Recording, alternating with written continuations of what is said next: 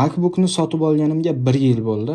Bundan oldin 4 yil davomida Windows kompyuter ishlatganman va Macga o'tganimdan keyin 4 yil umrimni xazon qilganimni tushundim. Nima uchun? Sababi Windows bilan Macni solishtiradigan bo'lsa, Acer kompyuter ishlatganman. Windowsdan Macni farqi birinchi o'rinda juda chiroyli dizayn. Ikkinchi o'rinda zaryadi o'ta zo'r, o'ta baquvvat. Bitta zaryadga 100% to'ldirganingizdan keyin sizga 3 kun, 4 kun bemalol ishlab beradi. Soatga hisoblaganda 18-20 soat atrofida bemalol ishlaydi. Va agar siz buni yopib qo'yib, bir haftadan keyin ochadigan bo'lsangiz, 47 mi? 46 yoki 45 ga 1-2% ga tushgan bo'ladi xolos zaryad.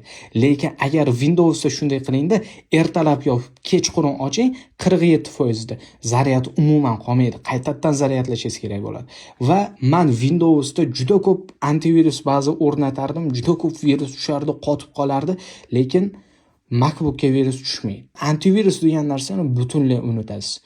MacBook va Windowsni solishtirilgan bir matn shaklini men Telegram kanalimga joylab qo'yaman. Profil shapkasida bor, Telegram kanalining silkasi bemalol o'tib ko'rib olishingiz mumkin.